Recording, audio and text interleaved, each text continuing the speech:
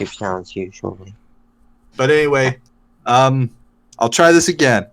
Hello and welcome to Mouse Madness Season 2 under new management. By and me. also under new title. Yeah, and the new title, Pixar Panic.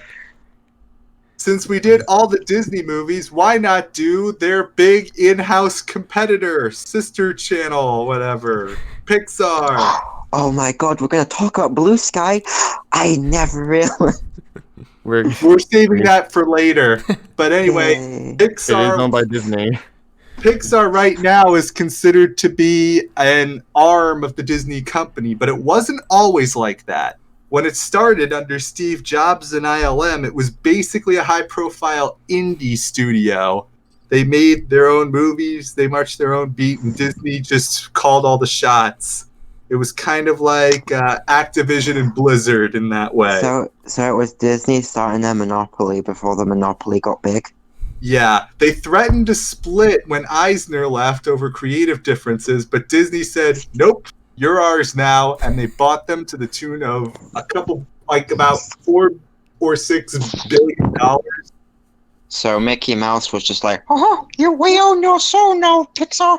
Right, but in total, there are 23 Pixar films in this tournament. I decided to wait for Soul and give it the spoiler embargo, but it will be allowed to compete. Soul. If that film was bad, we could have said it had no soul. Correct, but we'll see about that. It got the number 11 seed. Because this is a much smaller tournament than Mouse Madness, I decided to forego that seeding and just number every film 1 to 23.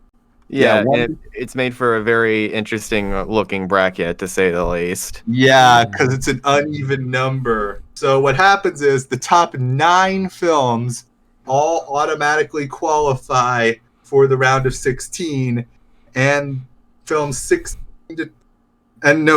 10 to 23 all compete in a preliminary matchup. It's sort of like a wild card round where we see who wins. The caveat to this is that the lower seeded films will get reseeded when they advance. For example, if Brave were to be Shadow, you're kind of making a bit of noise on your end. Who, me? No, Shadow, like you just can you turn your input sensitivity up? Oh, okay. That'll work. Yeah, but for example, if Brave in its seed were to beat the higher seed Finding Dory, and all the other 1 seeds win, Brave would be matched up against the number 1 overall seed, Wall-E, and that would cause the disruption. But if all the high seeds win, then Bug's Life would face Wall-E instead. Wow. Yeah, I've taken a look at the bracket, and just based on the matchups so far, I'm predicting all the higher seeds are going to win. But I'm ready for any surprises. I did vote for one of the lower seeds, though. Which one is it? I'll tell you later. But if Brave actually wins, I'm giving up on life. I don't think the reseeding's gonna matter, but it's there because it's kind of tradition for the. First matchup this week is number 16 of Bug's Life versus number 17 Cars. Oh boy. This was a tough one for me to decide for a couple of reasons. A Bug's Life and Cars, I feel, are 2 films that I've watched many times as a kid, but Cars even more so. Like I was like really into Cars as a franchise as a kid, and I mean, like I think most people agree that that was the one of the first Pixar movies that was aimed like specifically towards really little kids. Yeah, I was 11 when I saw this, so I was just starting to advance out of this. But Cars is also interesting in that it's one of 3 Pixar films to be up for Best Animated Feature and lose. How about that? Well, it went up against an animated film that had Robin Williams voice 2 different characters, so There you go. Yeah, but given the choice between the three, I would have picked Monster House myself. Happy Feet. I will say I watched Happy Feet recently. I don't know why I liked it as a kid. But it has Mexican. But it has Mexican stereotype penguins. What's not to love? I don't know. Oh, God. I actually think they're Spanish, actually. Well, Carlos. Look, they're Spanish and Mexican use the same language. Forgive me for getting a little bit confused. It's Latino. Latino something. stereotype. I don't know. Man, I still haven't seen Happy Feet. I need to get to it at some so point. I feel depressed. If you want to, yeah, penguins with breasts. It Which is has anatomically But false. anyway, it has Steve Irwin in it, so I feel depressed now. But with But anyway, Cars, back to Cars. yeah, it was definitely more focused towards the kids because it's one of the highest grossing film franchises ever. Not because of the movies themselves, but because of the highly profitable toys surrounding it. Insert Baseball's quote here. Yeah. Merchandising. Oh, right, yeah. But yes, this is definitely the first merchandising film to come out of Pixar. I believe most people agree. And when I was a kid, I fell for it hook, line, and sinker. And A Bug's Life, I watched as a kid, like, to a lesser degree, but I still remember having fond memories of it. Every boy and some girls, too, go through a car phase. Yeah. Say, like, on the subject of Cars, how many of you guys ever seen this? There was a Disney short I remember seeing. It was narrated by Sterling Holloway. It was called Susie the Little Blue Coupe. How many of you guys remember seeing that? I do. What the fuck? I've never actually I don't heard of know that. what that is.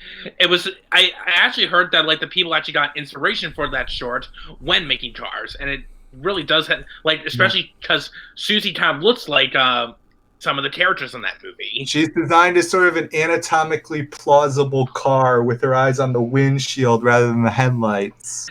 That's right. Mm-hmm. Oh yeah, I think that was one of that the is few one things I horny liked. looking car. That was one of the few things in Cars 2 that I thought was kind of funny, where like somebody had eyes for headlights instead of their windshields, and just like how creepy it looked. Like, oh, get this away! Oh, Stop. you mean like the bootleg Cars movies? Yeah, it's not a good time. Yeah. Yeah, but the way they did it here was sort of like the anatomically plausible. Like, there's the fan theory that the cars are highly evolved insects. This would be kind of like how that would be, because you have the face on the bumper, you have the eyes, and each wheel would be a separate limb. And if Why you open does- the door, their insides fall out. Apparently. Why does Susie the car look like she's checking me out? Yeah, she's definitely giving you those. Why does she sexy have those kind of eyes that I'd seen in anime or something? Yeah, Cars is pretty nice, but it's also notable for being I think the last film role of Paul Newman. Hi there, I'm Lightning McQueen, and I'm from Car. And he voiced an actual Wilson. historical car, the Hudson Hornet.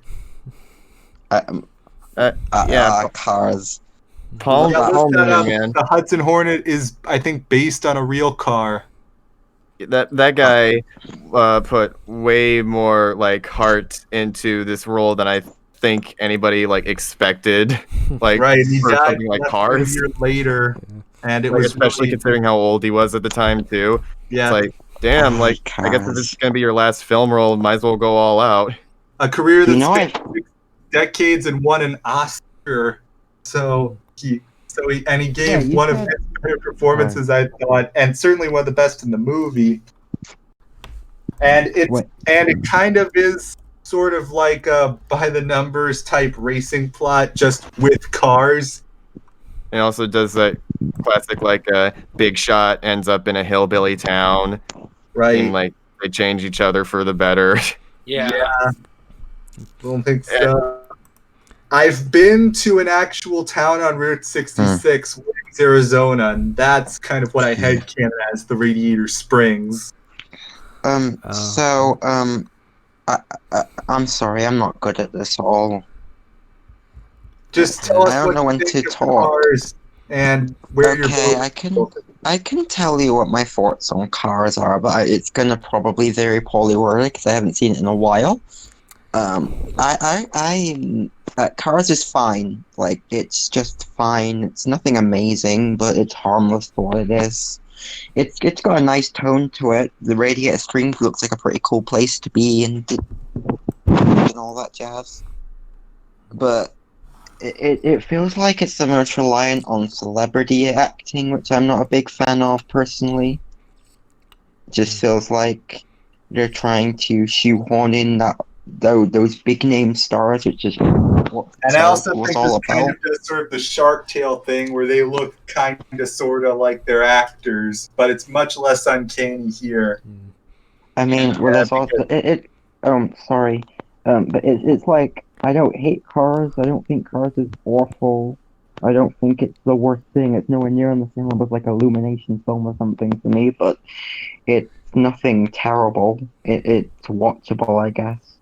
Yeah, I'd I probably do say question how that they. kind of explains the middling seating here. I'm inclined to agree with that. I kind of like the world of the Cars, though. They went all out making this seem as plausible as it could be, Right. and the cars themselves, again, are very well designed.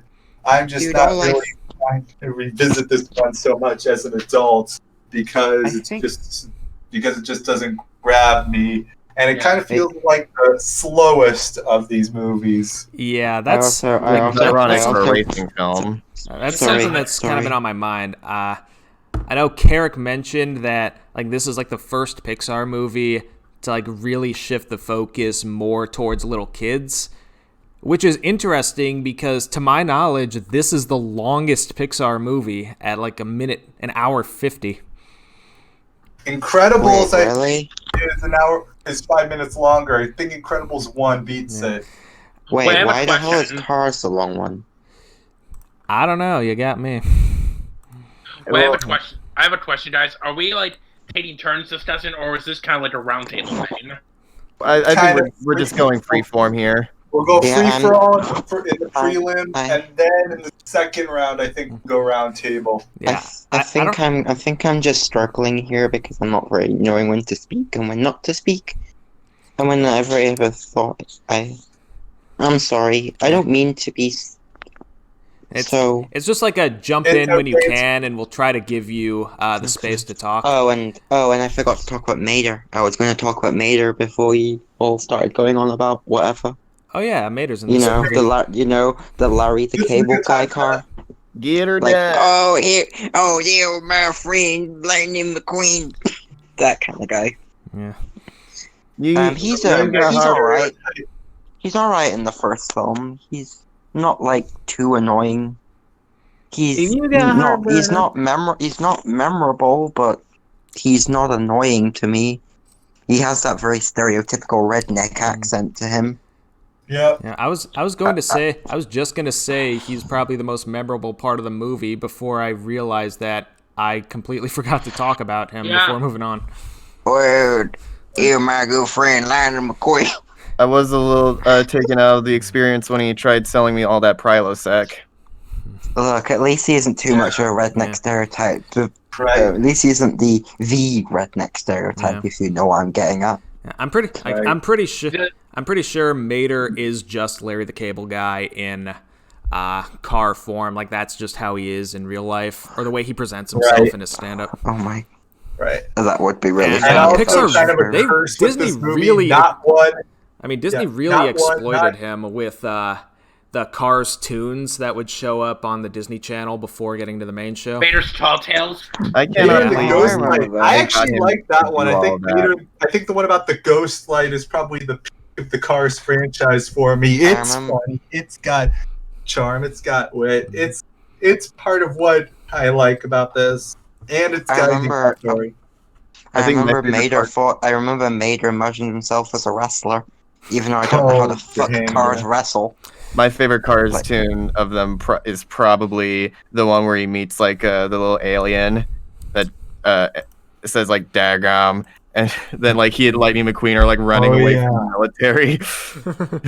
I can imagine Mater imagining himself as a DMV employee or something. How would the Actually, DMV work in now- this world? Now I what you were was saying just about about them, to say that. what you were saying How about the the fuck would military, that work? Carrick. What would the military even look like in the Cars universe? I mean, I know there was a flashback in the spin-off movie Planes that included like fighter planes getting shot Oh, down. I haven't seen Planes. Does anime exist in For the the Cars record- world? For the record, the Planes movies were disqualified because they are flat out not Pixar. True. They're Disney Aw, too. so we're not going to talk about Disney Pixar's masterpiece that is Planes. Apparently Afraid not. We're not Wait, gonna have sorry, to deal with. Disney. It'll be Disney Toon Studios' We're not gonna masterpiece. have to That is deal with the Planes. anthroplanes and those memes. Yeah. Oh, Oh god, I remember those on TV. No, let's not get into that. yeah, but I was gonna bring up the Cars curse. Not one, not two, but 3 voice actors died mid-film. The Wait, aforementioned Paul Newman, Joe Ramp, who this film was actually dedicated to, and George Carlin, the voice of Fillmore the hippie bus. No, it's funny. Okay, I need to ask No, a it's- question. Do drugs exist in the car universe? Because Yes, if there's hippies ethanol in this fuel. world, there must be drugs. Yes, they spiked the fuel. Yeah, and like it's interesting how you brought up Joe Ramp because like when you go into the history of Joe Ramp, he was like Disney's and Pixar's like ultimate story man. Like even outside Pixar, he worked on films like Beauty and the Beast and The Lion King and The Nightmare Before Christmas. And like for Pixar here, he was like the big legendary storyboard artist. He helped work on several of the films. Like and Cars was actually the first film that he ever directed alongside John Lasseter. of Wheezy? Aww, I like Wheezy. Yeah, and he was also the voice of Heimlich, and he was also the voice of that red truck in this movie. Not the John Ratzenberg one, the other one. Big Mac. John Ratzenberg is in literally everything. Yeah, they even Yeah. make a joke That's about fun. that in the There's a credits. That's a funny. I was just about to bring that up. Irish. We'll do a Ratzenberger watch for this. For this one, Red the Fire Truck. So check this one off. Mhm. Yeah, and also no, is it wait. me? Also, is it me or do Lightning and Mater kind of remind anyone else of Bob and Larry, like design wise? Yeah, I Like from see that. VeggieTales? And one of them is Yeah, actually named VeggieTales. Larry. Oh, Okay. yeah. Well, yeah. I guess he's even kind of got a similar voice to Larry. Now that I think about it. My atheism is cringing at this. Yeah, it's I'm sorry. and, like, I'm sorry, I had VeggieTales to is make that Universal, joke. Shadow. Yeah, but they talk about God and Jesus, so it's technically Christianity. well, yeah, but like I think anyone can enjoy it regardless. Like anyone I was can enjoy the making Prince a of Egypt. joke. I enjoyed it, and Was- besides, most of their religious messages basically amount to be nice. Be excellent to to each other. I was making a joke. I know. Look, it's better than the Jehovah's Witness cartoons. Seriously, anything God, I better than just remembered Jehovah's those Witness references. cartoons. Yeah, Oh, jeez. I don't But, know what they were thinking with that strange TSA analogy when it came to that girl or like the mom's daughter asking about her friend who has like 2 moms. It was Oh, very wait, I thought we uncomfortable. were talking about Pixar, not Caleb and Sophia. If you want to Yeah, do a Pixar. voice chat No, involving but, like, Caleb and We've Sophia, I'm done happy to Cars for about oblige. 30 minutes. But Cars it's just one of those movies where I feel like no matter how good the characters or the story is, just the world they created is too distracting for me to actually get into it. because Right, though I Didn't think it was Schaefer a pretty good it makes twist that me- Lightning didn't win. Like he had to learn a lesson by not winning. let's do a pretty good video on that? Yeah, that subject? he made a video and was talking about how the world like fundamentally does not make sense from a filmmaking standpoint. I just want to know especially- how they get if they get and pregnant or not. especially from It- Pixar's perspective and how most of their films are about, taking real like objects and seeing like anthropomorphizing them and how they like interact with humans and how they affect our world. But since there aren't any humans in this movie, it's hard to relate to any of these characters because they're just cars, and it makes you wonder why can't they just be people? Right. Yeah, and like And- I And mean, this I guess movie, I think, I guess kinda the would reason break the Pixar theory. I guess the reason is the fact that maybe they just thought it'd be boring as humans. Like, they wanted them to be cars. Well, it's not. That's It's all not, I've it's got on not this, to very be honest. interesting. It's not Do you very think interesting looking Christianity cars exists either. in the cartoon universe? Do Yes, religion the exist? Popemobile. The There is the Pope car in Cars Are there too. cars Oh, going yeah. door to door trying to make us join a Jehovah's Witness cult? I mean, religion. No. Like if I were to like talk about cars, like the thing is, I first remember seeing the first time I remember seeing Cars was like as well a year after it came out. I think I was like half asleep when I saw it. Like that's probably not a good sign Yeah. though. But I Do you do think- remember. um, Like I do remember what happens in it. I do remember the story of it, and all I can say about it is just, I'm just like, it's fine. Hey, It's here's pretty another bog question for standard you. as far as the story goes. I do really Yeah, like the pretty ending. much. I love the ending though. Like I think that's the one part of the movie that elevates it to, like maybe a little higher than mediocre. We all know the best character in Cars is clearly the green mustache dude. I forgot his name. Chick or something? Chick or something? Chick Chick. Hicks. Voiced by Val Kilmer, Yeah, who the actually has a killer objectively, mustache. the objectively greatest character in all of fiction. I want him to be my rival. Don't take me that seriously. My sense So I of think, humor is so I think we garbage. covered Cars. Oh, we get to talk about A Bug's Life. Oh, Yep. now I actually have something to talk about. I have such a nostalgic trip for A Bug's Life. In here, this was like my kids' movie. I think I wore out the VHS tape because I watched it so much. Oh, A Bug's Life is dope. I mean, it's technically not that great, but if I put in my nostalgic goggles on, it's dope as hell. Well, I like the voice cast for it. I like the humor behind it. It has one I of like that. the I like better that Disney scene where villains. I like that scene where those kids put on that plane. It's like the most disturbing fucking thing ever. It's just showing a bunch of grasshoppers in like gory situations, and the circus folks are just staring at it in horror. And that one scene where they come out of the fog with no music, no dialogue, just stumping. That was creepy. Yeah. Also, That was Thumper is in my nightmares, and I'm like the most thick-skinned person when it comes to stuff like that. Couldn't even That find a voice fucking- actor for him. That whoever fucking did that bug is got the one paid. thing that freaks Yeah. me out.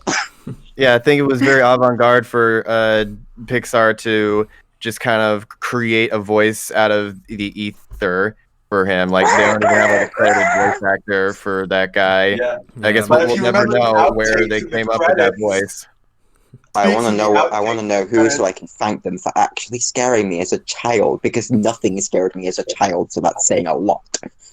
Wow. This movie had the brief trend of the Pixar outtakes. I always wondered how many of them were legitimate voice actor clubs and how many were just jokes. Yeah, Also- I missed the Pixar bloopers. Like I thought they were so funny. Oh, those were fun. So sad. I'm so sad they stopped after 3 of them.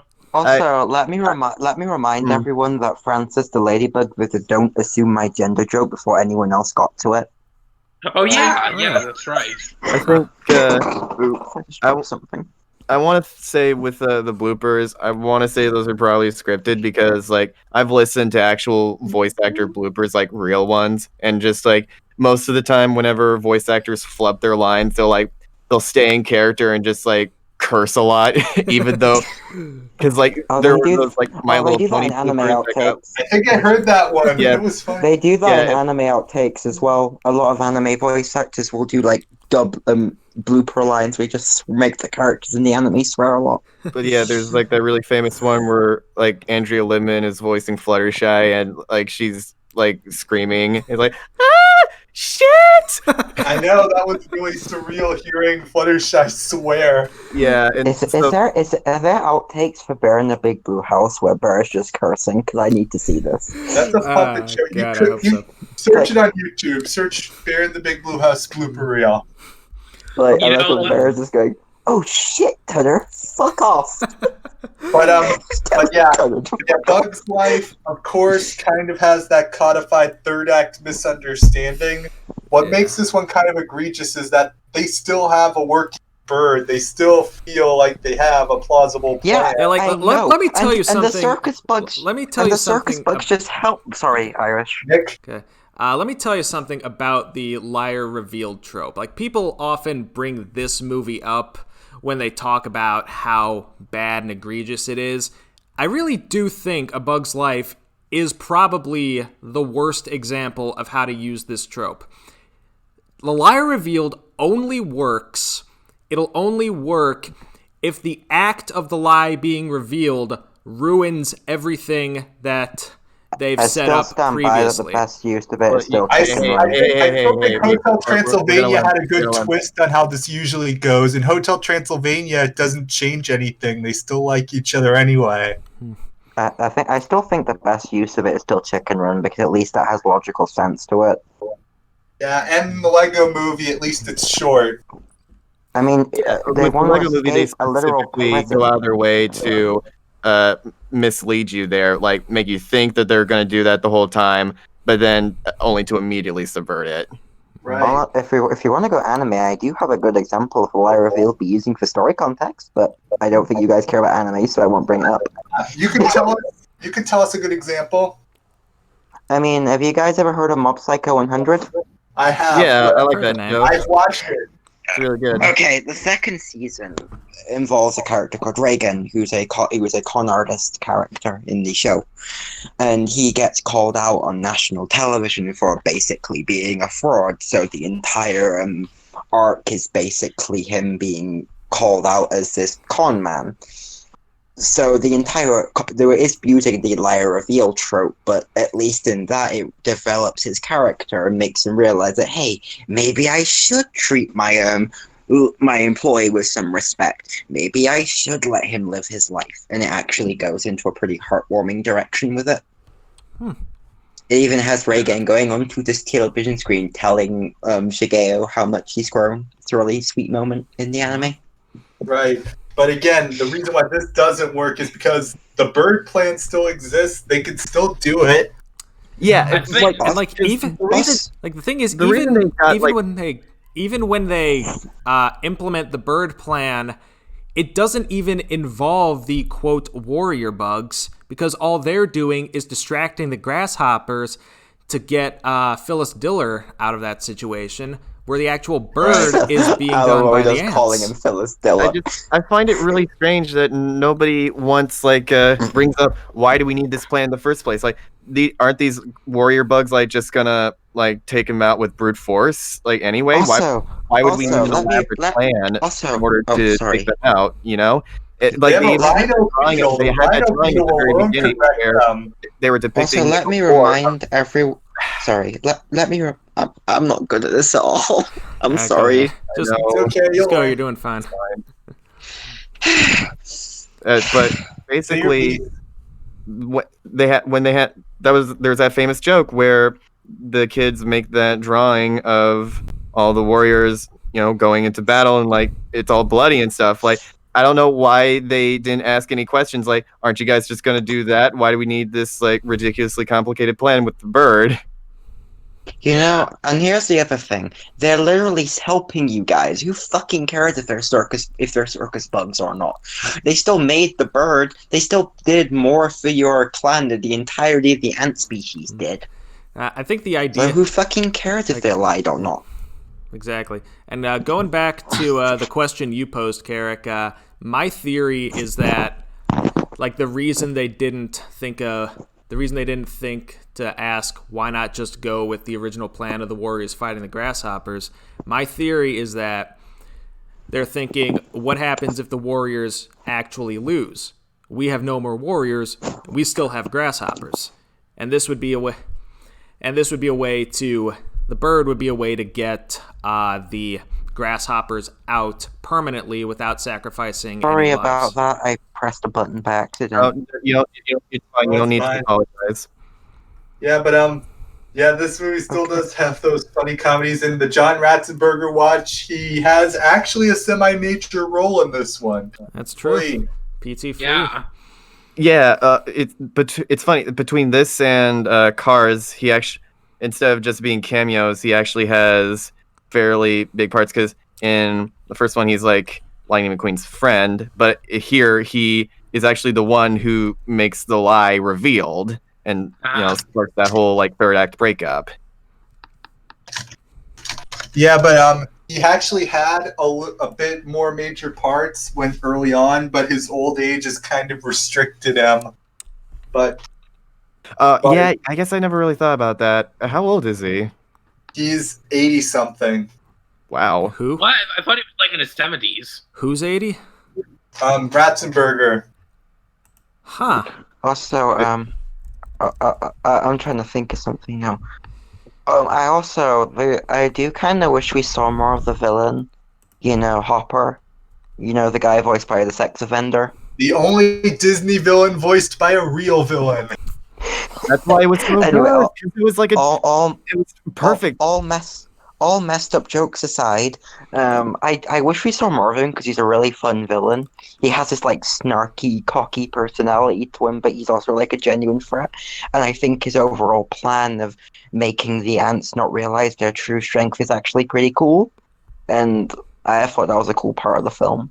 Yeah, like he actually had genuine respect for them as enemies. The whole ant colony would demolish him. Like, Yeah. Actually, I thought- Hopper knows how weak he is, so he makes the ants feel bad about themselves. He's basically just an overglorified bully. Yeah, Right. pretty Yeah, much. I think Hopper is honestly my favorite of the Pixar films, and I actually think he had like a fair amount of screen time compared to the other characters. Actually, like the thing about Bud's life, not gonna lie, just heads up for the other podcast. There's a few unpopular opinions I have about maybe a couple Pixar films, but I can safely say A Bug's Life is definitely a positive one because A Bug's Life is definitely one of my favorite Pixar films. A Bug's Life is not a perfect film by any stretch of the imagination, but I honestly do feel like it doesn't get enough love. I always feel like it's that funny film as is hell that treated you're too much trying- like the black sheep. When, other than the lie reveal trope, there's nothing really terrible about it. I thought the characters were fun, the animation pretty great for the time. I liked how the city looked with all the different boxes and human appliances everywhere. It has one of the best Pixar scores. I like the Bug City theme and the opening theme. Yeah, Also, like Molt. I really like Molt. I thought I think he's an underrated part of this film too. Like he's one of the few like villain sidekicks, like comedic sidekicks that I think. Also, this is a nitpick, but seeing him shed kind of grossed me out a little bit. Oh yeah. I have a thing again. I have a thing for shed skin. It's why Dave shedding in Kipo kind of grossed me out a little bit. I hate Real anything with grasshoppers, shed. I think. No. All insects shed. That's I know that. I know that, Wesley, It's funny but because still. he's molting his skin. Get it? Yeah, but like he got scared so badly that he jumped out of his skin literally. Yeah. Yeah, I thought mean- that was so funny when I was. I get first the saw it. joke. It's just a personal thing. Anything to a shed skin kind of makes me a little bit grossed out. That's fair. The thing that's about A Bug's Life is that it was like one of the first films I ever saw on the big screen, and seeing all these little bugs up against this gigantic world was kind of a big thing for me when I saw it. It really kind of blew my mind. as a little Let me kid. remind people also that if Manny the Mantis dated another mantis, his head would be eaten. Because mantises, if I remember correctly, female mantises eat their mates. Yeah, No, I he's heard only smarter. if they're That's why really he's hungry. with the butterfly. Well, luckily he's with the MILF moth then. not a butterfly, a moth. gypsy moth. Oops, But my bad. we can't say said milk gypsy now, moth. so just a moth. Yeah, and about A Bug's Life, if I were to defend the liars reveal thing a little bit, I think the reason why I still have kind of a soft spot for that, I think it's because it's the first liar reveal thing I ever saw as a little kid. So I guess I can't be like too mad at it, just kind of a little angry, but it doesn't kill the film for me. Like if I were to defend it a little bit, I'd say that the reason why is because they always thought that Flick was a screw up, and when they find out that he lied to them about this, they're like, oh, what chance are his plans gonna work now? Like after he lied to us, okay, like I know it's probably not like much of a defense, but like I said, this is the first film that I ever saw the liar revealed thing in, so I guess it doesn't bother me too much. I guess I don't know, maybe. Yeah, I mean, Right. I think just A Bug's Life for me. After rewatching it, I just found it kind of boring. Like I didn't really get that much into it. Like I didn't find the dialogue all that interesting That personally. being said, I do prefer it to ants. I will say I one have thing. seen that Frances section. the Lady, I like the little subplot where Frances the Ladybug becomes like a mom to the little ant babies. That was really cute. Yeah. Yeah, that was really Yeah. funny. Yeah. If I'm gonna Well, be She honest, is Frances is a trans icon, and I will let anyone tell me otherwise. I know. yeah. If I can be But if I can be honest, I think in my overall Pixar rankings, A Bug's Life would probably rank pretty low, like close to the bottom 5, if not in the bottom 5. I don't know. And that's I only don't know where I'd rank it. that's only because Pixar has such a high bar of quality. So Yeah. I wouldn't the say top there's a 3 single films. Yeah, the top 3 films in this tournament, which we're not getting to yet, but the Brave. top 3 all scored higher than any Mouse Madness film That's on true. the formula. Yeah, I want to. Oh yeah, you did Disney films, didn't you? I could have talked about Treasure Planet then. Oh, that would have been awesome. We stand Treasure I Planet hard. fuck- Yeah, we we did. should all stand. Dude, I'm the guy who thinks Hercules is the best Renaissance film. I'm all for unpopular opinions. Right. Yeah, I think That did actually make the Sweet 16. But yeah, it's kind of hard to talk about Bug's Life without talking Ant. I did a little digging, and I originally thought it was sort of a chocolate in my Ain't that peanut the butter film about situation. communist ants? Isn't that the film Yeah, starring the basically. communist ants? Yeah, basically, we okay, I need to actually watch this at report some on point. it This in sounds AP great. Government about how ants exemplify socialism. But yeah, Katzenberg, he stole plans and rushed ants to production so it could beat Bug's Life. But, Okay, we all need to do a group watch on the communist ant film. This sounds Maybe. great. But Communist Bug's anthem. Life did earn more money, and because I think it's more upbeat and funny, and has its scandal on the villain rather than the hero, I think And Bug's has a Life trans holds icon. up better. I also like the bird's design. I don't know why. It just looks neat to me. Yeah. A big giant ass bird. it's a cool looking bird. I don't know what type of bird it is, but it's a cool looking bird. Songbird, like a finch or something. Well, I like how Hopper's biggest fear is birds, and that's how he dies, which is pretty gruesome. Because Right. I can imagine his little body being crushed in the bird's beak. Yeah, correct me. Why are you guys friends with me? I don't know. I have a very messed up sense of humor.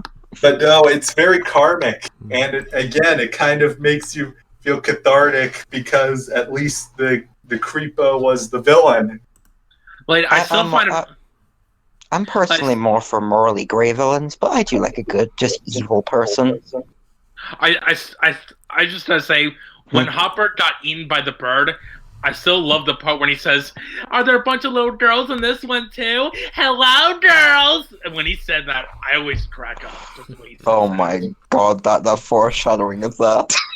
Wait, Right. wasn't Kevin Spacey more with males though? No, that's yeah. But we're not going there, Okay, that was my fault. right? No, But, but like, Excuse I excuse picked my But I picked fucked-upness. Bug's Life in this match partially for nostalgia and partially because I have found it to have a little bit more rewatch value.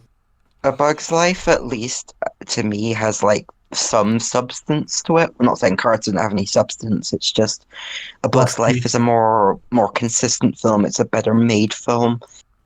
It also has nostalgia factor up the ass. So Yeah, Bug's Life. like definitely- I have sometimes I have to be a little bit nostalgia blind when it comes to some of these picks. Yeah. All right, for the Yeah, next matchup, we have number. You were going to say something, Nick? Oh, yeah, I was just gonna say I was gonna pick Bug's Life over Cars. Number Right, that's good. Number Well, three. Oh, right. We gotta say what we if we picked anything. Right. I Yoda, didn't. what- I only voted for this one, but I'll tell you which ones I'd vote for. Red Uh, Carrot, what'd you say? Yoda, have you voted for any of them? Oh, I voted for A Bug's Life. Right. Well, Yeah, I'd go with again, A Bug's Life. polls just started, so you can hold your vote if you want. I ended up going with Cars because Ooh. Bug's Life. I just find it to be a bit too frustrating of a story, and also Cars. Like at least that one, I have a few more memories with as a child. So like I'll give that one to it. Nostalgia can be a very strong thing. Although I did I technically still don't have think the movie's nostalgia very for the first car as well. I still don't think the movie's very good, mind you, but whatever. Yeah. Where's But Mater the car?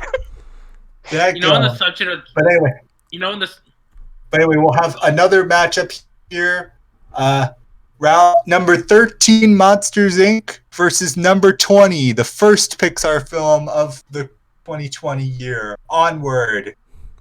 Oh, You know, great. guys, The before we- one. guys, before we start this, since we were talking about Joe Ramped earlier, do any of you guys know what his work was for The Lion King? I know for a fact he worked on. I know a lot of the stuff that he worked on for other films, like Beauty and the Beast, Night Before Christmas. Does Wait, I anybody didn't know we were what Joe talking Ramp did for about The Lion Kimber the King? White. Wait, I didn't know we were talking about Kimber the White Lion now. What? Dead meme. But anyway, I'm not sure what Joe Ramp did. I'd have to look in the credits a bit more on the Disney. Maybe he was a Wiki. storyboard artist. Was he a Yeah, that's storyboard my fear artist? too. But I don't exactly know what parts of the film he helped out on. Like, that's the only part I'm stumped on. Maybe he animated the scene where Zazu gets squished by a rhino's ass. Maybe. I'm sorry. Maybe someone had to do it. I mean, someone's Anyway, got. Who wouldn't want to watch Mr. Bean as a bird getting squished by a rhino's ass? Right. But anyway, Monsters Inc. and Onward. Let's go. Monsters Inc. Easily Monsters Inc. Onward is not that great. Monsters Inc. is it, even though I'm not actually that big on Monsters Inc. either, to be honest. Monsters Inc. is another one that's all right for me. I remember watching this one in theaters. It was. I did as I had a well. It little was the bit first more film I trouble- saw. I had a bit more trouble latching onto the characters. I found it easier to understand, contrary to what some reviewers will say. I like the ending. I really like the ending. Oh yeah, the ending. I feel like this was sort of like the phase where the Pixar people were going through fatherhood. I also like John Goodman's performance as Sully. I thought he really got the character down. Yeah, he did. Lovable guy. He's a Disney legend. He's a Disney legend for a reason, and I think this was it. It also gave us put that thing back where it came from. Also helped me. I'm still impressed they actually made that, and they actually put that in the movie through the credits. I'm amazed they turned a one-off joke into an actual performance. That was great. I also really like the slug lady with her weird raspy voice. Raz. Wazowski, I could do an you impression. didn't file your paperwork last night. I also I like can do an that. I impression also of like. Yeah, I also like that Mike's girlfriend's basically just a tsundere or maybe a yandere. Well, Oh and yeah. basically in the end credits, we didn't just get bloopers, which we've already talked about, was something that was really great with Pixar, and like I wish they would bring back. But they basically had their own version of the Ember Island players from Avatar, where they basically film. converted a meme.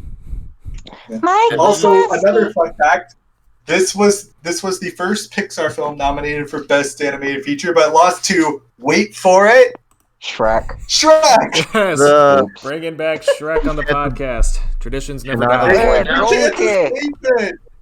Hey, donkey! Ogres have layers. It just We can't escape everywhere- Shrek. It's sort everywhere of we like go. our little curse. it's I mean, if you want to do a ingrained in the DreamWorks podcast podcast someday, now. we can happily do that. I can happily talk about the Matt Damon I horse already film. did the seating for that. I'll happily talk about the Matt Damon horse film. No one else cared about it, so Yeah, I don't mind talking about it. Well, funny you should mention that. Funny you should mention that, Shadow, because I did do the hypothetical seeding for a DreamWorks tournament. Shrek would be the #1 overall seed, but To me, course it everything. To me, it'll be Chicken Run because Chicken Run owns everything. I have a lot of Yeah, but, nostalgia for Aardman films. yeah. But anyway, Monsters Inc. was up for that, and I think the Academy made the right call. Honestly, Monsters Honestly, Inc. wasn't too special for me, but to me, I do Monsters enjoy Inc. parts of it.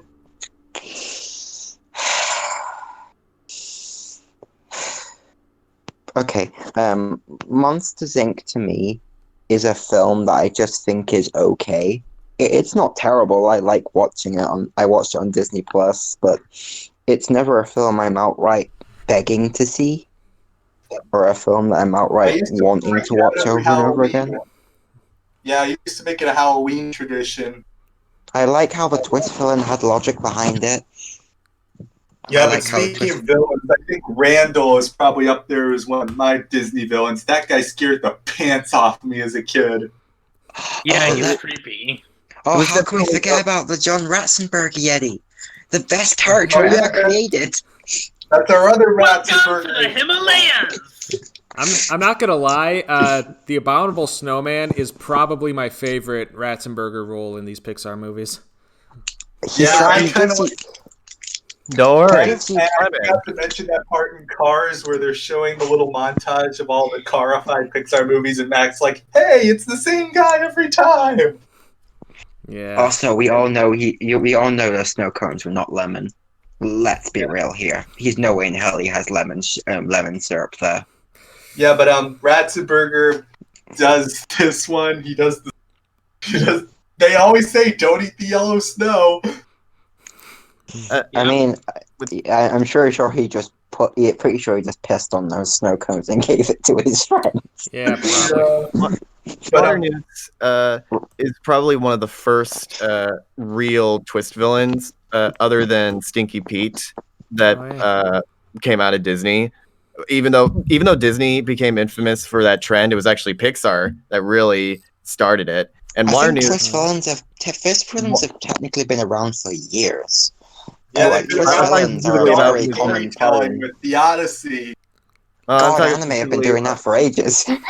talking specifically with Disney, and I feel Waternoose is a really good example of how you should do it, because when it is revealed that he actually is the villain, it doesn't feel like a complete 180 change of his character, He's because already a big Yeah. billionaire capitalist man, magnate. He's When- already one in mentioned- charge. he still like clearly holds respect for Sully, because he's Sully is twice the scary you'll ever be. Yeah, but And like we see that he has a good reason to do it, because he genuinely believes that if he doesn't, then there will be no more power to go around this city, and there's no other alternative, and they'll be seen as in the blame, and it could start Right. like a His riot. design is also pretty cool. He's a Mm-hmm. crustacean arthropod-like creature. Yeah. They managed to make Yeah. a design where at first he seems like really warm and friendly, like despite being like a crazy crab. But then like in the hallway chase scene, like they've made him look like really scary. Like and he still has the same design. Like that takes a Yeah. lot of talent. I Right. wonder you if just say he Boo has became like an flashbacks. actual monster. You just say he became like an actual monster. Yeah. Yeah. Man, Right, I just exactly. Subtext. Hey, isn't And also, there Randall's final fate is pretty funny. I Okay, think I'm back. Final fate is hilarious. Also, isn't there a of theory course- that the trailer that Randall ends up in at the end of the movie is the same one that has the Bug City from A Bug's Life underneath it? Yeah, that's the Pixar theory that melds all of them together. Also, I just realized something. Of course, Mr. Wardenhouse wouldn't want Sully to sully his reputation. Oh, Yeah, we'll probably go a little bit into the Pixar theory in later episodes, but this was kind of like the beginning of that. Some people think Monsters Inc. is either in the future of this timeline or a parallel universe, which comes No, into the No, But- all Pixar but yeah. films are set in purgatory, like Ed, Ed and Eddie. right. Hey, Mom, there's another gator in the house. Not the gator! Give me that shovel! Come here! oh, Get him, Mama! Get out! well, that's a pretty good role for Steve Buscemi. I feel he definitely played really played up the slime ball, like sneaky part of Randall's character very well. Like he's always squinting, and like he. Yeah, and he does it. And I thought it was a funny line where he threatened to throw his crony through the shredder. I remember that scene. Yeah. If you've where seen he's- Fargo, yeah. you know why that's funny. Yeah. I remember when that scene where he's bending Mike's arms in a certain way. But I don't think any of you Fargo, so yeah. When the big hand goes up and the little hand goes up, everyone will be out to lunch. Yeah, I forget Right. how that line goes. Right, but Yoda Jax, you are quite the defender of Monsters Inc. Care to elucidate? Yeah, Hallucinate?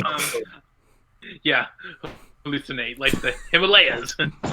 Well, the thing is, I grew up watching Monsters Inc. and I really love the dynamic between Mike and Sully. They're easily one of my favorite duos in Pixar films. I also really like how the twist villain situation handled. It isn't like out of nowhere like it is with Frozen, because they have the same motives. Actually, technically, there has been some implications that there might have been some foreshadowing for Hans, like that scene with the chandelier. Where, Yeah, but where I think it's more believable in this one.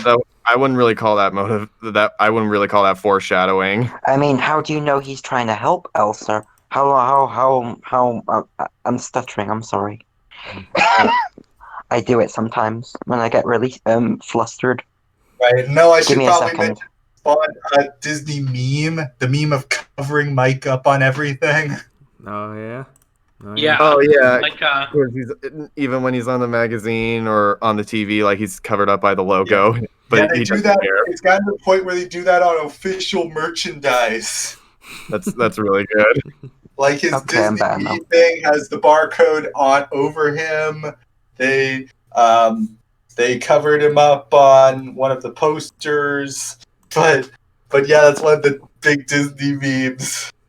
Do you know what? I know this is a bit too late to talk about this, but I think I might have enjoyed the second film of Monsters Inc. more. We Monsters. haven't got that Monsters I Use won't, next I won't, week. I won't bring it up too far, but I do want to mention this because I do think it's kind of important to my opinion on Monsters Inc. I do kind of think the second film has more moments that got to me a little bit more. I'm not I saying guess. that the film is better, but I'm saying there's some really good moments in that film that I think resonated with me more personally. I'm inclined to agree, but we're saving that discussion for next week when it goes up against another Incredibles 2. So Do I get to shit on Brave late? Do I get to shit on Brave yet? next I think week, that's next week. Yay! I think it's kind of funny how all of the sequels that are not Toy Story got on the same end of the bracket. Oh yeah. Yeah, like but with Monsters Inc., I also really like the world building it has. Like, there's a reason why monsters have to. It isn't just because we're gonna scare kids just because we want to eat or something. No, it's literally just a part of their job.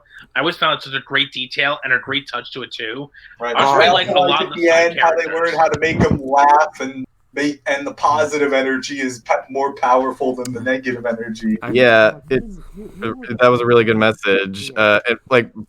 Little subtext there that they ended up providing way more power with laughter instead of making people sad.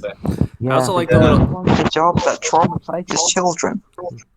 Yeah. I also like the detail that when they're on the scare floor, they. Yoda, I think you're echoing. Oh, let me. I don't know anything. But How's that? Yeah, we're good. yeah. Okay. Okay. But what you were saying? But yeah, like when they're on the scare floor, they like show what specific time zone has kids who are just going to sleep, so that they know what part of the world to get the doors from. I like Eastern that Seaboard, connection that would to be the real. me. That entire climax where they're just going through all the doors and they end up in like different countries and stuff. It was just so creative, and That was fun. there were so many amazing like backgrounds being used there. And I think and my they're, favorite like, part though is when they're too. flying on the door, like when they're riding the conveyor belt. It's like it really felt like now you're thinking with portals, like that kind of those kinds of physics. Yeah. Right. Like, I can also imitate some of the Monsters Inc. characters. I believe you said you can do Raz. I moved to my PC. Are you happy? I You realized know, we Yoda, forgot to do you intros, happy so now? we can do that at the end. On? Yeah, you can do impressions at the end, Yoda Jax, because I forgot intros. I'm sorry, but we'll make that happen. But yeah, the doors, that's kind of like a weird Zen thing. I really liked how there was this one picture I saw that's like the top 10 saddest anime deaths, and it's of Mike smashing himself on the bar. Yeah. Oh, That's gotta hurt. Oh man, if Boo had just laughed at that point, that whole climax with Water Noose wouldn't have happened. But at the end, he wouldn't have been implicated. Yeah. Oh well. And Look, my favorite aspect of Monsters Inc. has to be the chemistry between Sully and Mike, because Billy Crystal and John Goodman, they have like so many little scenes where they're just like playing off of each other and having banter, and it feels like they've been friends for years, and it feels completely genuine. And so when they're angry at each other, it hits home all the harder, because like up to this point they've been such a good team, and they clearly care about each other. And that final song, I would have nothing if I didn't have you. Andy Newman's first so good Oscar broke his record losing streak. It's so good because those two really do feel like genuine friends. Yeah. Like, I also heard that they improvised a couple of scenes together, like that scene in the locker, which like, hey, you got some odor to use? Let's see, I got a smelly garbage or a rolled dumpster. Like, I heard they improvised that whole scene together. That does not surprise me at all. Yeah. Right. But yeah, that's all pretty good, and Monsters pretty nice. But is now my mic still echoing? Yeah, but now is my mic still. Okay. But now we get to talk about the new kid on the block, Onward. Oh boy, the film where Emmett from the Lego Movie is a fucking man-child. Okay, I'm gonna start with the unpopular opinion here. I actually think Onward is better than Monsters Inc. Not by a whole lot. I could probably talk more about Monsters Inc. since I've seen it more times and it's more ingrained into popular culture. But I remember watching Onward for the first time and just being really surprised by how much I like it. It kind of a slow build-up to where I was really invested, but once it got there, it just kept getting better. And I like the mom. Yeah. Onward. Though I will say this about Onward, the prologue where they talked about the magic going away, I found that to be the most interesting part. Yeah, Onward has a weird has a weird thing going for it, where it starts off like with a really interesting concept, but then once it becomes more about how mundane everything is, the plot as a result kind of feels mundane. But as it goes on and as they start introducing more magic and fantasy elements, that's when I start getting more interested in the film. Yeah, this seems pretty divorced from the Pixar world, but there's one thing that links it. One little teeny tiny detail that puts us in the Pixar verse. What's that? To ripple that gum will make you smile. No! Now you'll have that stuck in your head the rest of the Can night. I say my opinion on the Emmett man-child film? Sure, go ahead. Onward to me is just a film that's pretty good. It's a solid film. The problem is that it feels weird to be a Pixar film. It feels like it's not up to the same quality as like other Pixar films. I know it's maybe an unfair opinion to have, but it feels very safe at times. Like there's nothing really making it stand out outside of its world. It's a fine film. It's perfectly watchable. I had fun with it. I like the ending a lot. Yeah, and hey, it's got like a MILF in it, so it's got something going for it. Right, I like how they didn't cop out on the ending. Like it was just for that limited time. They didn't try to make some shoehorns or exploit loopholes. Nope. When the dad goes, he stays gone. I like that. There's That's definitely a breath of fresh air when it comes to the classic Disney death. I like that. I'm gonna say this. I'm gonna say this about Onward. This is a film that made me cry. Not only cry, but ugly cry when I saw it. Oh wow! Really? Which scene was it? The ending. Of course. Was it specifically the part where he's like trapped and he's like he just sees his brother from afar? That got the tears going. But when he came back and said, Dad wanted me to give you this. And he hugged him. Oh. I started Oh, bawling yeah. my fucking eyes out. Yeah, I I was can like, definitely see that. I mean, Yeah. I wouldn't say I That one bawled got at me it, too. but But yeah, this kind of Um, felt like an extended D&D campaign. There's nothing wrong with that. I run a D&D campaign similar, but yeah, this was pretty nice. The prologue interested me more, but I liked the little world and the fictional product placement. I like how the big bad Manticore turned her lair into this like Chuck E. Cheese style restaurant. Yeah. And then Yeah, That but was there funny. really is triple. But yeah, if you look closely, there really is triple deck gum at like that gas station. If you look really closely, it's right there. I did not. That was information that I did not know up to this point. And But there's a lot of fictional product placement in this movie. I think that's pretty creative for the animators. They didn't have to go that extra mile, but they did. leave it to Pixar for being a stickler for details. Again, Onward's a perfectly. I'm gonna have to keep my voice down a bit because it's like really late here. right. But Onward to me is a film that I think is perfectly fine. It's not a terrible film. It's not an awful film. It's just a film I think is fine. It's Yeah, the perfectly fine. Yeah, and I think the reason I voted for this over Monsters, Inc. is because I think I had a little bit more fun with it in spite of the shortcomings. I liked the details and I liked the world. Yeah. And I did like the main characters a little bit more. Yeah. What So- was I like. what was the Chris Pratt character's name? Barley. I appreciate how with Barley, like, even though he was the one who was like really interested in magic and stuff, I appreciate how he didn't become really jealous of his brother when it turned out that he was actually magical. Like he actually was encouraging and like helped him out and was really excited about it. Like Yeah. that was That a was really good. nice. Yeah, I was Yeah, really yeah, happy like- they Yeah, did it. Ian would be the wizard, Barley would be like the fighter or the rogue. And of course, we can't forget about the amazing LGBT representation in this movie, by which I mean That was half totally of a line from a improv. throwaway character. Yes, the improv ad-libbed thing that got it banned in several countries. Good God. Can I Great. fucking complain about that for a second? By all Sure. means. Okay, now, give me a second here.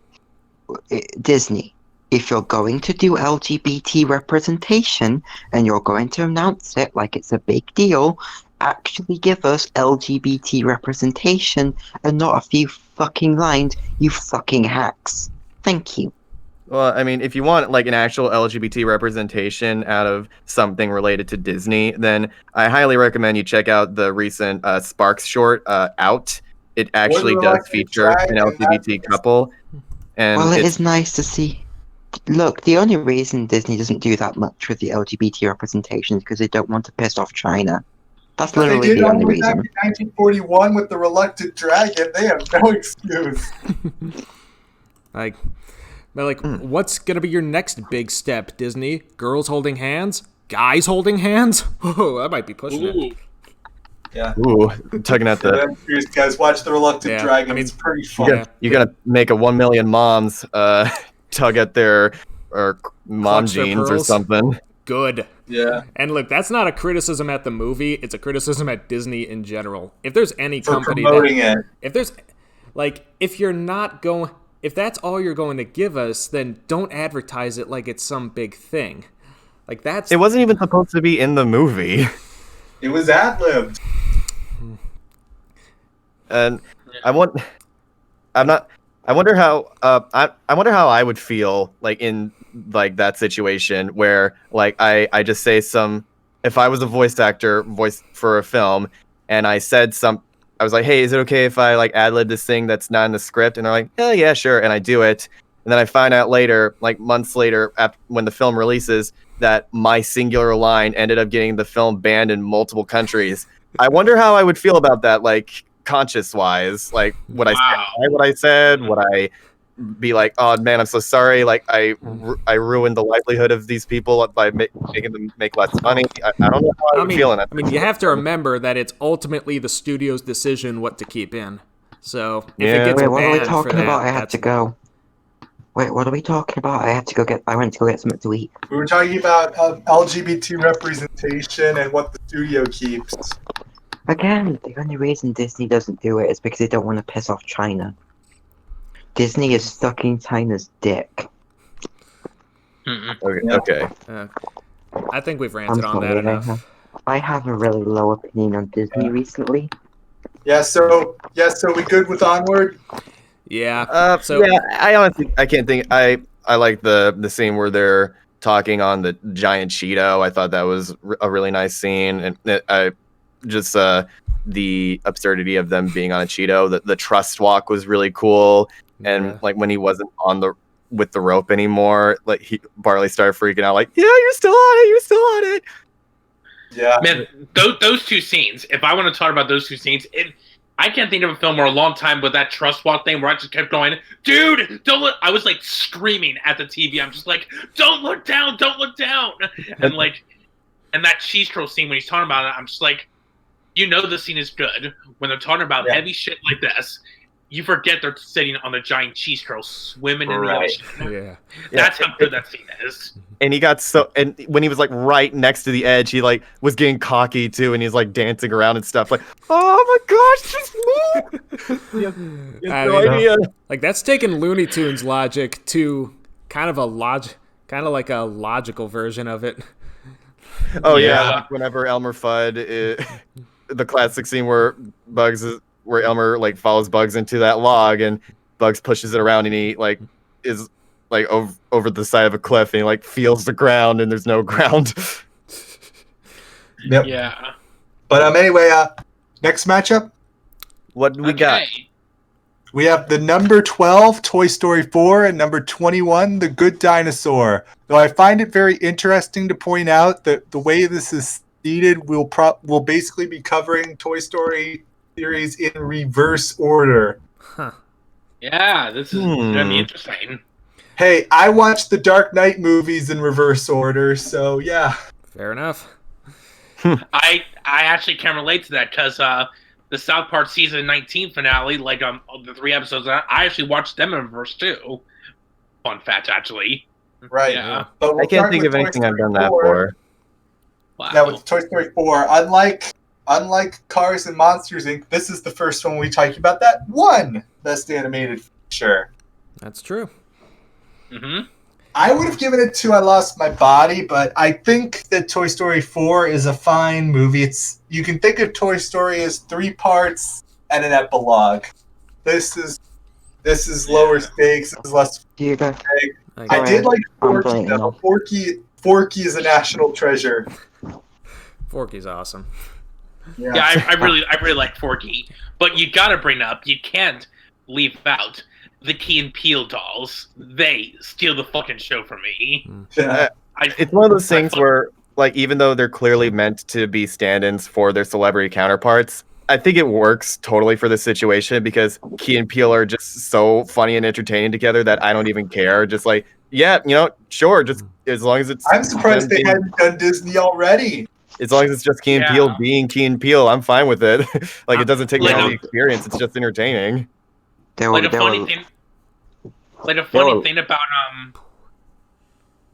funny thing about the Key and Peele scene, like that scene when they're saying like we're gonna get a kid. Remember that part when they're just like start singing out of nowhere? Oh, we all know the best that was a part reference is when to they're their Let's Make a Deal skit, right? Yeah, and like when they're singing about that, I heard from Keegan Michael Key that he and Jordan just came up with that song on the spot, and they like sung it for like 30 minutes actually. Yeah, like they're on Let's Make a Deal and they win like $40 and they're like, yeah, we gonna pay the rent tonight. Yeah. Yep. But they had a lot of the originals. They brought back Bo Peep, which I thought was pretty cool how they did it. And she's basically an entirely different character here. Yeah. But yeah, she's Elsa. And I did like how they included the prologue, which explained why she was lost when it was only briefly touched upon in the third one. That intro is probably my favorite scene in the movie. It's the only one that really got to me. Go ahead, Shadow. Toy Story. We're talking about Toy Story 4, so why did I say that? Toy Story 4 is pretty cool. I mean, I like the antagonist. Well, she's not really an antagonist. She's more like a kind of villain protagonist. She's Well, an obstacle antagonist that must means overcome. that they're driving along the Yeah, story. She's Yeah, an and- antagonist by necessarily mean that they're a circumstance. villain. I Yeah. like how she's not really this evil person. Right. Yeah. This is one of the few Pixar movies I've seen in theaters with my family because Toy Story means a lot to us, and Yeah, I remember every time too. those like dummies came on screen, my mom would just like put her hands in her head in her hands, just because they were so freaky and uncanny. And I was like, "Well, Mom, Those yeah, they're things. supposed to be freaky." Those just things felt- are I- creepy as shit. I they don't don't even really- like the real ventriloquist dummies. Real dummies creep me out. And they don't really bother me that much. Nothing really bothers me that much. Hell, you the could... thing is, Woody in the original Toy Story was going to be a ventriloquist dummy. I just find that so freaking ironic and hilarious. What kid in the 90s owned a ventriloquist dummy? Nobody. Like the same person who gets the same person who orders bed sheets for their birthday. Oh, like that kid. Like, I personally think that the antagonist, Gabby, is probably the only reason I don't completely hate this film. Well, not hate it. I don't think this film is average because I genuinely think her arc is interesting, and not gonna lie, I got a tiny bit teary-eyed when she finally found someone. Like, my eyes were like watering a little bit. Call Yeah, me I a think sap all even you Tim want. Allen was reduced to tears at that part. Like, the poor girl has been rejected by literally everyone, and now she's finally found someone. Like, Jesus Christ. The scene that threw me for a loop was when she found when the shop owner's granddaughter found her, and she just completely just rejected her, like left her behind without a second thought. That stung. Man, Like- like when I saw that, I'm like, even with all the shit that she did in the movie, I'm just like, that fucking man, it like snaps her heart into two. And That here's kind of stuff. here's the thing, she doesn't technically force Woody to do anything. She literally persuades him. She's not even really an evil person. She never acted antagonistic to Woody whatsoever. She was polite and kind to Forky, for God's sake. But, Like, come on, Forky's just a cinnamon roll. He's too precious. And Yeah, he's I voiced mean, by Tony if Hale, I- who I would posit is one of the funniest voice actors ever. if I would have to criticize Toy Story 4, which makes me not like it as much as I is the fact that I feel like the other characters barely get any fucking screen time, and Buzz Lightyear is relegated to a fucking gag that got boring 2 seconds in. Yeah, like Buzz Lightyear definitely feels like he was relegated to the intelligence that he had in the Woody first- lost his schmoes. Oh, yeah. There are funny bits with them. I like how the unicorn literally just wants to get the dad arrested. yeah, that joke I think is really, really funny. Like the way I So Oh, just, look like- at me. honestly, the way I describe Toy Story 4 is it's Toy Story emphasis on toy singular, because this is Woody's movie feel more like- than anyone else's. I consider it Toy Story epilogue. That's I the feel best like way I- Toy Story 4, you could argue, is kind of pointless because we didn't really need it. It doesn't add that much to it, but it's a harmless film, but I do kind of get the criticisms people have with it. I get why a lot of people weren't thrilled with it because there's a lot of problems with the film. I think Woody can be a little too reckless sometimes. I find that Forky can be a tiny bit annoying in places. And the side characters that we've known throughout the entire films barely get used that much. And that realistic cat adds nothing to the film. Like, at all. Like, it's just a random realistic kitty. And I'm not against realism in animation like some people are, but if you're going to have a realistic cat, use it for some comedic potential. That's all I'm saying. Right. But people always I'm not point gonna out use the it for glow up potential. between the dog from the original and the cat from this movie. It's a really big glow up. It's a very good showcase of how far our technology has come and Awesome. how far we've come as artists as well. Oh man, And I'm just thinking, what if they took the cat from Toy Story 4 but animated it and designed it like the dog from Toy Story 1? So you just have this completely dear. out of place, like a blocky animated animal in this otherwise pretty looking Also- movie. Yes, it's like if you put yeah. it's like how they put Mario's 64 model in Mario Odyssey. Right. Yeah, that's bizarre. Also, what is it with Bo Peep and her really thick thighs? I can't be the only one that noticed this. Like, why are her thighs so wide? I think that's just her pants, dude. I think I need to get a life. Oh man. I need a life, Jesus Christ. Shit. If I'm starting to simp over toys, there must be Yeah, but something for the wrong with me. Ratzenberger watch, he was Ham in this, as he was in all of the Toy Story movies, but I think he only has like 2 lines here. Yeah. Yeah, Yeah. my favorite. I think my favorite bit with Ham in the movie is this: Ham, get over it, leave it. But it's money. Right. Yeah, and I forgot to mention Onward. He voices the Cyclops construction worker. That's his quota for Onward. Yeah, when I saw Onward, I was just trying to be like, where is he? Where's John Ratzenberg? And then around the scene, I heard the voice like, hey, what you doing? I'm like, there he is. There's old Johnny boy. They waited till the very end of the movie to put him in. Second time in Let's- Pixar let's- he works as a construction worker.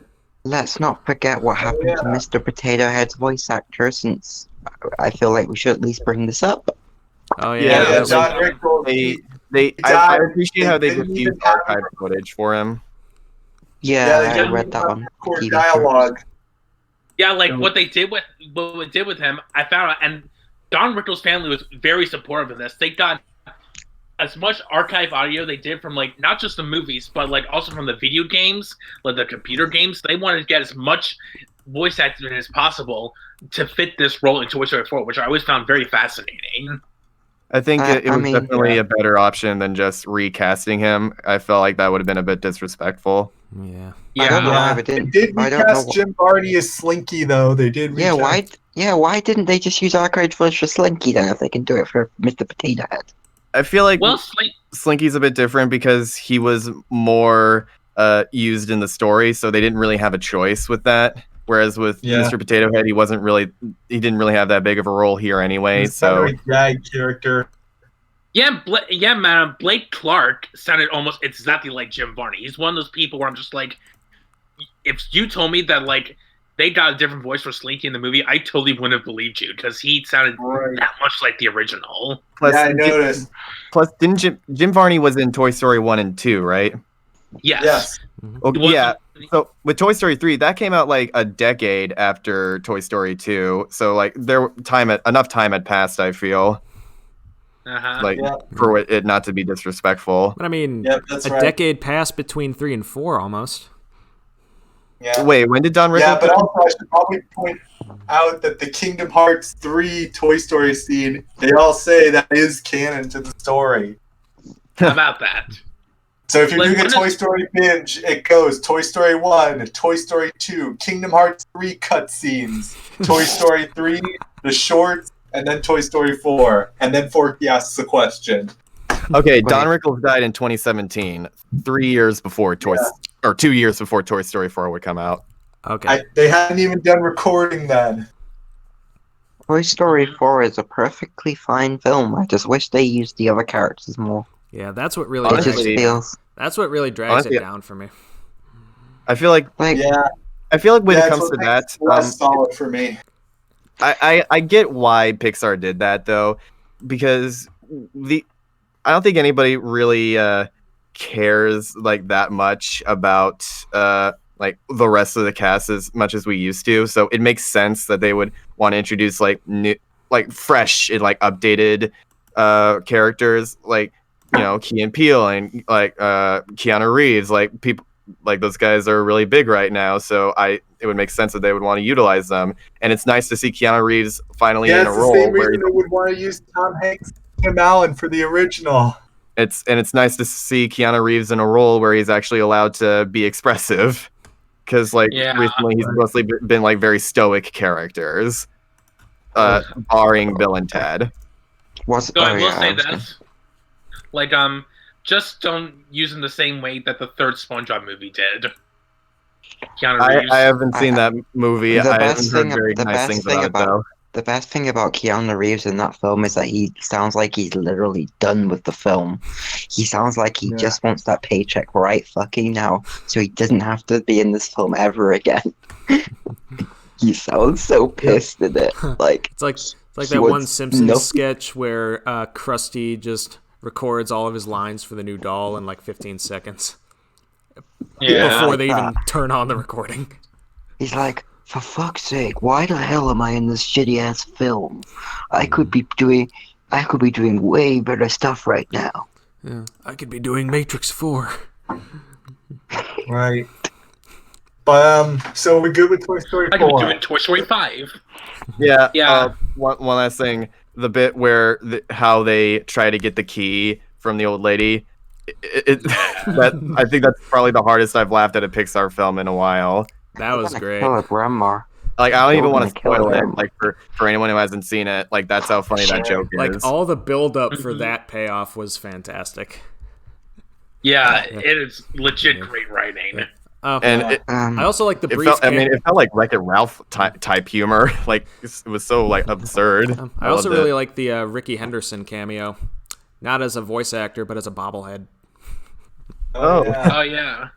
Well, what about the Tin Toy cameo? Like in at one point. I did notice him. It took a while, but I caught him. Yeah. Mhm. Yep. But All right, you guys ready to talk about A Good Dinosaur? more like the Yeah. mediocre, forgettable dinosaur. The Oh, Good Dinosaur.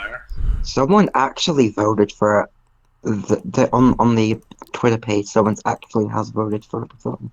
It's got Well, there are some people who 5.9%. hate Toy Story 4 that much, so I guess I can see why. I mean, I do know a few Yeah. people who.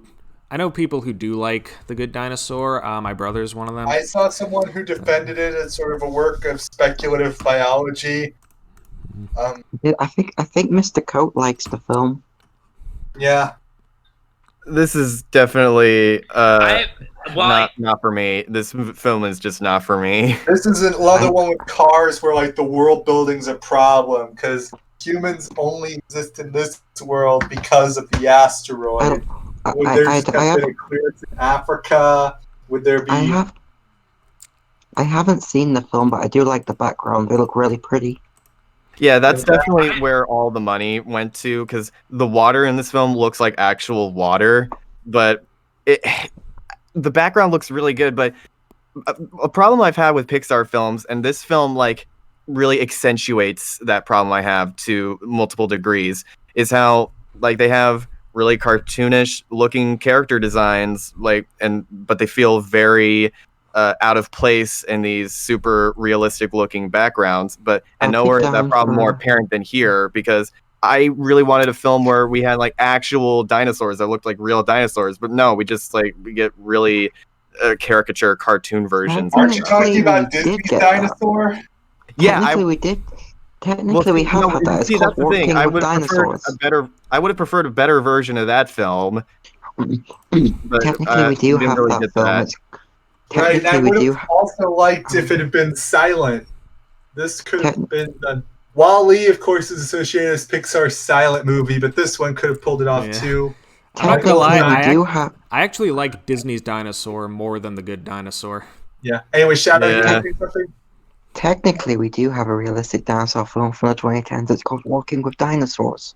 And it's where the Yeah. dinosaurs never shut up. Let's never speak of that film again. Never. And I've heard without dialogue it's actually okay though.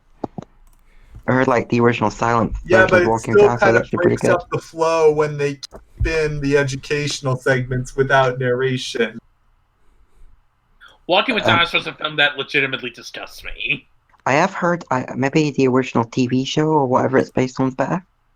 Who knows? The original it's show based on was a pretty TV good though show. because that was like an actual documentary. But this was sort of like a gag dub. Where Professor's gag dub. But the Good Dinosaur, So it's basically ghost stories with dinosaurs then. pretty much. Yeah. But I'm by the way, The walking Good with Dinosaur, this one dinosaurs. is at the bottom for me. I put it below Cars 2 because Cars 2 at least had the added benefit of its weirdness. It was too weird for me to put it below, but The Good Dinosaur was just boring and forgettable. I had to I look put up this. John I put this one Ratzenberger's just role. I put this one just above Cars 2 because I thought Cars 2 was a little too stupid for me. Whereas Right. the worst thing Good Doesn't Dinosaur does is be pretty boring. It's doesn't the Good Dinosaur have a trip out scene though? Yeah, Yes, it's it probably the does. worst scene in the movie, in my opinion. Dora the Wait, Explorer is still the king of the trip outs. no, Oh the best. yeah, because the I whole thought the film best turned trip out animated. scene was. I thought the best trip out scene was in Beavis and Butthead Do America though. Oh yeah. Oh, that one too, but I just went for something to. I had to look up John Ratzenberger played a raptor in this movie. John Raptorberger. Yeah, the rat, the man, I don't know what they were thinking with those pterodactyl villains. Like they completely broke up the flow, like the tonal shift of when they just start mauling that bunny. Felt like completely out of nowhere and did Yeah, not but fit the with the film at pterosaurs have all. gone through a pretty interesting arc. It was only around Hey. the time I was born that they went from basically just flying reptiles to gigantic monstrosities the size of giraffes that could still totally fly. You know, you can all shit on Good Dinosaurs all you want, but at least it's a better prehistoric film than Ice Age 5 Collision Course. Oh, totally. Yeah. Yeah. About that scene with the flying the pterodactyls when they eat that thing. Like it reminded me of that scene from that My Little Pony episode, The Mean Sits, where like all of a sudden their faces started melting. I'm just like, what the fuck? Yeah, I don't like stuff like that because I They like had to censor that scene, if you recall. I like Yeah, it whenever good for that. I like it whenever things get dark, but I don't like it when things get dark like out of nowhere and something that is yeah. like most of the time not dark because it just like you're not prepared for it and it just like feels like a complete tonal shift. I don't like it at all. So Yeah, basically, so- My Little Pony turned into the anime Maiden Abyss. To be fair, that was always kind of a problem I had with My Little Pony in general. Sometimes the dark stuff just came out of nowhere and it just like kind of felt uncomfortable. I mean, I don't mind dark stuff. I watch a lot of dark films anyway. I feel like that was probably the worst instance of it though. That example Yeah, you brought up. definitely. Try watching Bird Boy: The Forgotten Children sometime. Oh, I It's saw really that. fun. It's pretty gothic, like pretty you dark. want a good example of it. Like I always say, the best Great film, example of a sudden dark turn is the original Mulan. Mulan? Yeah. That's is a a great good example. that's a really good instance of it because I like the reason the that was dark. because we already know that they're in war, Right. but Sorry. we just been It's- spending all this time in the boot camp. Right. And now it's them getting hit with the reality that this is war. It's not fun. I think and- dark Yeah. tone shift. I think tonal whiplash can actually work pretty well if it has the right build up to it. Some of my favorite scenes in Chicken Run are the dark atmospheric stuff. Yeah, and, like I think dark stuff can work in films and TV shows. There's Hell, even MLP's done it pretty well at times. Yeah, But this to me, one, I don't think so. but this one didn't really go all the I way said with that. It just sometimes. had that one scene that raised an eyebrow for me, and that was it. I don't Yeah, think so. also like this film is boring, but it also really annoys me too.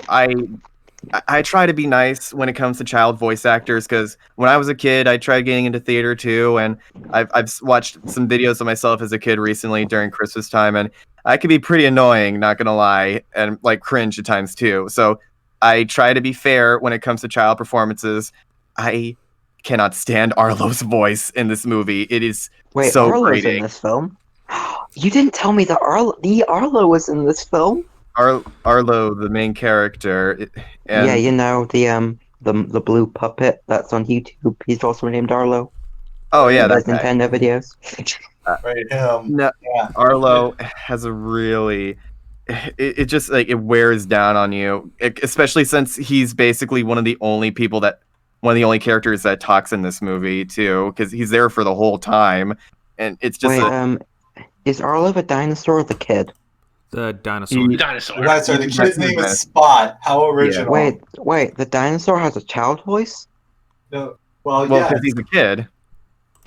but he looks like a giant ass dinosaur. But That's yeah, but he's still sauropods. dinosaurs are big as kids though. I'm an These idiot. actually I'm an sauropods start off tiny for a while, but then just grow around the time they turn like 5. Also, Yoda, Lion King is your favorite film. How did you feel about Good Dinosaur desperately trying to get the same I kind of thought this emotion out of us during like that firefly scene? Wait, what? Wait, Like 10 The, million you know, the fire. The, I'm talking about Yes, like hello? the firefly scene when it's like, look, they love each other. Oh my gosh, it's beautiful. It like they're clearly trying to get the same emotion out of us when Simba and Mufasa are playing in the field at night. Yeah. I'm just like, especially the whole death scene with like Arlo's father dying. I'm just like, did you really need this? Did you really need this in the movie? I'm like, this is a scene that's just in the movie just because other films did it. Because Bambi did it, because The Land Before Time did it, The Lion King did it. This is a film that just like, I really feel like if you cut the death of Arlo's father out, you wouldn't have missed nothing. I heard Arlo could have still ruins had agency in the movie. I remember there was a post that Animated Antic made, one of my personal friends, and he basically took the scene from The Good Dinosaur and took like the dialogue out, and it was apparently way better than how it was handled in the actual film. Yeah. I remember Antic. Yeah, did there are that. multiple scenes in this movie where if they had just not talked at all, not make any sounds, it would have been so much more powerful. Like that one scene where they're talking about their families, where they come from. Like it feels like a really big missed opportunity. Didn't it And have also, like insanely bad production issues as well? The death scene also kind of ruins the film, like the story later, because Arlo ends up like doing something later that clearly parallels what his father did, and in a much bigger waterfall, and he survives it despite being much smaller than his dad. Like, that's so weird. And maybe he saw his dad die and knew, okay, this is what I don't do. He's learning. Also, What did he not do? Live. Also, what was going on? So Wasn't basically, this film, like, what you're saying, didn't- what we're saying is this movie is like a Maroon 5 song. It's fine until they start talking. Yep. Oh man, Dude, that's harsh. I like some of Maroon 5 songs. Yeah, me too. Very, Cheap very shot. good Yeah, job, they're Nick. old. Their first album, I think, is still pretty good. Yeah, Makes But- Me Wonder is a Also- great song. Also, Only didn't the Good Dinosaur have like a lot of production issues? Hence why it turned out to be as messy as it was. I think Yeah, so. it did. Yeah, But, like, Frozen kind of killed this one because Good Dinosaur was going to have Frozen's release date, but then they postponed it. The thing is about the good, in my opinion, the biggest problem I have with the film is that it has wasted potential. And like I've been hearing about this film saying like, what if the asteroid didn't hit the dinosaurs? I'm like, okay, this would be kind of fun. Like I was foreseeing like it was gonna be more like civilized, like we were gonna have more modern times of dinosaurs being like around the city. I was like, oh, this should actually be kind of fun. And like Oh, the it's same way thing with, back like, a dinosaur story. the same thing with like Inside Out. Like when I heard Inside Out, I'm like, I've seen stuff with like people run inside like people's heads, like control emotions. So like, but they did it in such a new, fantastic way. Inside Out was a fucking good movie, and so I'm like, okay, let's see what the Good Dinosaur does. Literally, with the Good Dinosaur, just said if you just took out the whole, well, the asteroid didn't hit the dinosaurs. Like I said before, like if you took that out, nothing would be different. Nothing would be different at all. It's It just the doesn't- dinosaurs. Yeah. It's just the dinosaurs just like living their lives. It's pretty much just like you're watching The Land Before Time. It's I could be watching The Land Before Time than this movie. Like, what, mean, what else? Which one? If you want to make the argument that they did it so that they could justify why humans are around, nobody cares. Like the Flintstones did it like 50 years ago, and nobody cared when they did that. Yeah, like what? What's the big difference? And like, I mean, like there's one scene where like they meet these T-Rexes and they're like herding dinosaurs. I'm like, okay, that was actually kind of cool. And Sam Elliott is the T-Rex, and like Sam Elliott is the T-Rex. That is fucking badass as shit. So Like, I still think there's an unfair prejudice against feathered dinosaurs. I get feathers are a little difficult to animate in CG, but I think they could have tried a little harder with this one. Yeah, and like it has a bit of an interesting little idea with like the pterodactyls saying like oh like we're brave, but we don't need to think about it, and like that contrasts with Arlo. Even though like I agree with Carrick, I find Arlo to be annoying as hell in this movie, like especially how he can't stop screaming at everything. But like I do like how it conjures like that the little character arc he goes through, like that needs to be braver, then he needs to think about what he's doing compared to the other dinosaurs. That's actually nice. And I actually also really like when he and Spot split ways, when he goes to live with this other kind. That was actually kind of nice. But other than that, The Good Dinosaur is just like kind of a nothing film for me. Like, it's not bad. It has some good parts here and there. Like, it does look good. Like, the imagery looks gorgeous, but I just wouldn't say it's definitely not one of Pixar's best, though. The Good Dinosaur just sounds like a very average, very forgettable kids film that might entertain small children, but probably won't be worth watching for anyone else. Right, even the I title. wouldn't even say average. I just think it's a bad movie. I missed when it was called an untitled film about dinosaurs. What if that was the official title? An untitled film. Well, yeah, I remember people thinking that Deadpool 2 would just be called Untitled Deadpool sequel. Yeah, That would have been great. Actually, that would would have fit on so well. brand. I mean, it probably didn't help this movie's case that it came out the same year as Inside Out.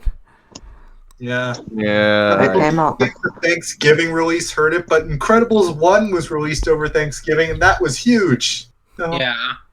But I will admit, I do kind of feel bad about this, because like back in 2019, I expressed concern saying like I was worried about Disney and Pixar releasing films 2 years, like 2 films in a year. That's why I was like kind of anxious when I heard Soul and Onward going to come out the same year, because I'm like, oh, I remember liking Inside Out, but I wasn't that crazy about The Good Dinosaur. Oh, I really love Zootopia, but I wasn't that crazy about Moana. I'm like, I was. Hey, I like Moana. I love I both know. those movies. Cute Yoda. I know, I get hate for it, but like I liked Moana. I'm just gonna leave it at that. But I love Zootopia more. Sorry, But, that was a bit rude of me. I'm sorry. no, it's okay. I've heard worse from people, but I digress. But on the plus side, Soul and Onward both were really good films, but I'll get more to that another day. But like the Good Dinosaur was the one that started it. That was the one that made me go, maybe releasing 2 films in a year isn't such a good idea. But thankfully, Onward and Soul proved me wrong. I think Onward and Soul kind of continues that trend for me, where Onward's kind of an average movie, but Soul's really good. But we'll talk about that later. Not for me. But sort of did that in the reverse. The first movie was the one that was lesser. Ouch! The Good Dinosaur came out the same year as the Peanuts movie. Oh yeah. Yikes. I don't know. I still really love Onward. Like I said, it made me ugly cry when I saw it. Yeah. Oh, that's absolutely valid. Mm-hmm. Yeah, but I think I think we're all for Toy Story 4 here. Yeah. Yeah. I just No question. Yeah. how No, durable do you think Arlo is? Not very durable at all because he's a Muppet. He gets just his shit gets wrecked a lot in this movie, and he somehow doesn't break any bones, and he never comes close to death. He just keeps on trucking along. Sauropods could take a huge hit. Their massive size gave them a lot of HP. I just don't understand how his dad is dead from something that clearly was not as impressive as the things that Arlo survived. I mean, clearly. Yeah, and the hell, sauropod Shadow? that hit might not have even been fatal. Yeah. Oh well. Clearly something it's a pet happened peeve of mine after he because got hit by that wave that killed him that we just didn't It's a pet see. peeve of mine because of, as you guys might remember, I'm in the Versus community a lot, and we always talk about things like how much would this fictional character, withstand? Like how much can they lift? And so it kind of makes me a little, it pains me to see this kind of thing happen. There's no scaling. Well, Anyway, so now that we've done versus the whole ranking things, does the podcast end or do we continue? Well, we do what next happens? week's matchups, and since I forgot introductions, we'll introduce ourselves towards the end. But I mean, But Sorry. we we go through the prelims. This was this week's matchups. Next week will be number 15 Finding Dory versus number 18 Brave. Ooh. Yeah. And then the last film to miss the cut for the buys, number 10 Coco versus the lowest overall seed, number 23 Cars 2. I don't know about you, but I'm looking forward to that one. I think that's going to be close. Yeah, Oh, I'm not sure, man. It could go either way. I'm telling you, man, we might have our next like Aladdin Chicken Little death match. Yeah. Then we have the battle of two sequels, the only such pairing of sequels. Number 14 Incredibles 2 versus a prequel, number 19 Monsters U. I still feel upset because I missed the Disney one. I could have said my opinions on Disney films. Yeah, well, we're sorry. I probably should have given the invite before. But then we also have the new one, the one that prompted the delay for this, number 11 Soul versus number 22 Cars 3. Now this raises an I interesting wonder question. who that's gonna win. This raises an interesting question. Do cars have souls? Good one. I think No. the Soul. All right, so we do the The Soul, introduction. I think it's been out long enough that we don't really have to give like a spoiler warning. Yeah, we've been following us all podcast long, and if you're just joining us, you probably don't even know who we are. But I am Wesley Hunt. I was sort of the co-host / distributor of Mouse Madness, but I have taken over as the game master for Pixar Panic now. And I am joined by a usual group, but with some new people. Take it away. All right. I'm Irish Husky. I'm the creator of Mouse Madness. I was the host of the first season before handing the reins off to Wesley. And the fact that we're even doing a second season is still amazing to me. I'm glad we are, though. Carrick? I am Carrick and Namnit, also known as Raccoon Bro, and I am a resident voice actor and creator on YouTube. And Shadow, you can go if you want. Hello everyone.